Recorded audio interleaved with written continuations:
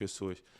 Ou seja, você pode ser salvo em Cristo Jesus e ter uma vida infernal na Terra, sem dinheiro, com briga no casamento o tempo todo. Casamento destruído. Tudo, tá?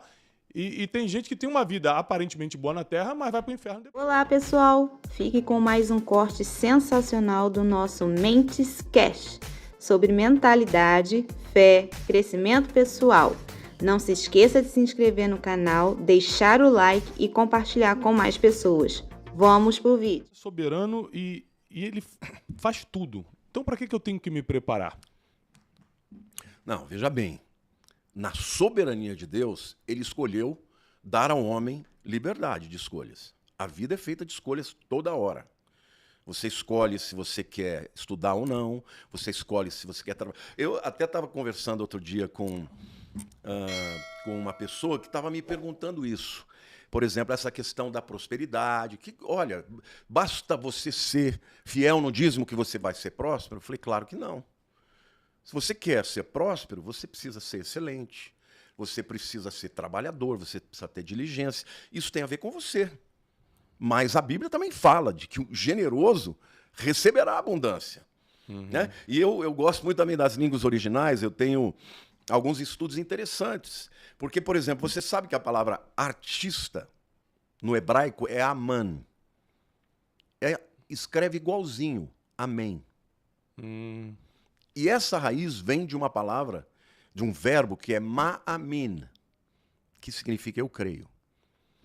Então, eu explico que o indivíduo que chegou a um nível de excelência para ser chamado um artista, ele recebeu um dom de Deus, mas ele, durante todo o processo de chegar lá, ele creu que valia a pena, que ele ia conseguir. E ele, por crer, ele continuou caminhando na direção da excelência e da proficiência. Então isso é resultado do homem. Agora, Deus continua soberano? Claro, foi ele que te deu. Ele escolheu dar ao homem liberdade. Porque senão, até para a salvação, se eu não tivesse nenhuma parte na salvação, não haveria amor. Por exemplo, eu vou te dar um exemplo. Você casou com a... Janine. Quantos anos ela tinha e você tinha? Eu tinha 24, ela tinha 18. 2 meninos, né? Imagine se você tivesse o poder para obrigar a Janine a se apaixonar por você. Você ia olhar para ela, você ia achar que ela te ama? Não. Você ia dizer, eu fiz ela me amar. Você teve que conquistá-la. Então, na soberania de Deus, ele poderia fazer o homem obedecê-lo em tudo, mas ele escolheu dar ao homem a liberdade de escolhê-lo. Então, são os paradoxos, vamos dizer assim, da fé cristã. Num primeiro momento parece que é contraditório, mas quando se afunda, mais aprofunda, você vê que as coisas são complementares. Então, eu vejo na salvação isso. Eu vejo tanto a eleição do homem, eu acredito na eleição, na eternidade, é impossível não crer, está na Bíblia. Mas a Bíblia diz eleito segundo a presciência de Deus Pai, 1 Pedro 1,2. Ou seja, Deus conheceu alguma coisa que eu não sei o que é, nem vou saber, talvez na eternidade. Mas o homem que disse sim. Por exemplo, para a salvação e para as coisas espirituais, o meu esforço não importa, mas para os meus resultados naturais isso muda o jogo? Seria isso? Perfeito, perfeito. Ótimo. A santificação é um processo. E nós temos muita parte nisso. É a escolha de dizer não para o pecado, de abandonar a vida velha. Não é Deus que faz isso para você. É você que decide. E o resultado é completamente diferente. Você não conhece nenhum cristão que aceitou Jesus, foi salvo, mas a vida é miserável. Claro. Porque fez escolhas erradas. Isso vale para todas as áreas. Ótimo. Então, o entendimento... Isso aí é uma coisa muito importante a gente explicar para as pessoas. Ou seja, você pode ser salvo em Cristo Jesus e ter uma vida infernal na Terra, sem dinheiro, com briga no casamento o tempo todo. Casamento destruído. Tudo, tá? E tem gente que tem uma vida aparentemente boa na Terra, mas vai para o inferno depois. Perfeito. Por quê? Porque olha, existem princípios nos relacionamentos. Marido e mulher. Princípios financeiros, princípios no casamento, princípios... Você não precisa ser crente para viver esses princípios. Se você viver, você vai prosperar. Ótimo. Em qualquer área. Entendido. Agora, morreu, se não tem Jesus, vai para o inferno. A Bíblia nunca falou que o dinheiro é um problema. A Bíblia fala que o amor ao dinheiro é o problema.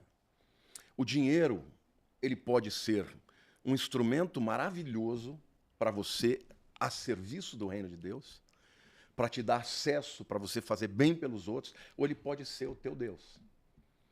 Se ele se tornar a coisa mais importante na tua vida, A ele primeira é uma coisa que você maldição. recorre, né? Agora, não é só o dinheiro. É a tua mulher, é os teus filhos, é a tua carreira. Qualquer coisa Gerente do banco, advogado. que se torne o primeiro lugar na sua vida, e no lugar de Deus, virou maldição. Agora, se você olhar para a história, você vai ver que existem pessoas que tiveram um relacionamento com Deus e que foram profundamente abençoadas. Por quê? Porque para o propósito, Deus precisa te dar as ferramentas para você conseguir. Abraão, por exemplo. Abraão foi um homem muito próspero. Isaac, o filho dele, foi mais próspero ainda. Deus fazia, por exemplo, que Isaac ficou na terra de Gerar, né, que era a terra dos filisteus. Ele foi mandado embora de lá, porque os filisteus ficaram com inveja dele, ele estava prosperando, mandaram ele embora. Aí ele começou a prosperar 100 por 1. A ponto do camarada lá, o Abimeleque, chegar e falar, escuta, vamos fazer uma aliança. Com inveja dele, aí... Vamos fazer uma aliança, porque eu não quero que você me amaldiçoe. Olha, eu vou deixar você morar aí. Por quê? Porque ele tinha a benção de Deus. Então, eu creio que a prosperidade, ela não pode ser um fim. Nós precisamos amar a Deus sobre todas as coisas. Amém. Porque estas coisas, elas vão ficar. Agora, elas são instrumentos. até onde você vai? Se você vai, você precisa viajar, você precisa pagar um avião. Hotel. Se você não tiver os recursos, você não vai fazer aquilo que você Deus quer que você faça. Eu não vou dar muito spoiler, porque isso está num curso fechado meu, mas uma coisa que eu falo é o seguinte, ó, o dinheiro é tão importante que o tempo todo ele aparece na Bíblia.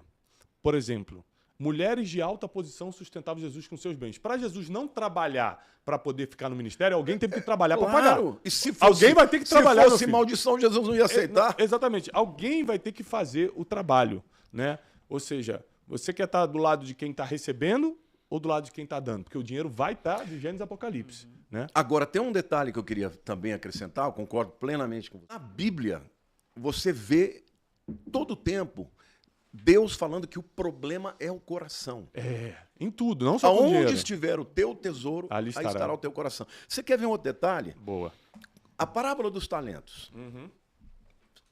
Você quer uma parábola mais clara de Jesus? O que Jesus fala? Um homem se ausentou e chegou para um dos seus servos, deu 5 talentos. Para o outro deu 2, para o outro deu 1. E ele disse, olha... Deu conforme a capacidade de cada um. Mas falou, você trabalhe e me apresente depois as contas. Essa parábola, muita gente não sabe, mas está falando da volta de Jesus. Lógico. O Mateus 25 todo é sobre isso. Todinho, exatamente. 24 e 25 fala disso. Então, o contexto é esse. E Jesus usa como metáfora Deus dando para o homem, ou seja, o Senhor dando para os seus servos dons, talentos, mas ali é dinheiro. O talento ali não é, olha, eu toco violão. Não, era grana, era dinheiro, era um peso em ouro. Um talento é por volta de 33 quilos. Entendeu?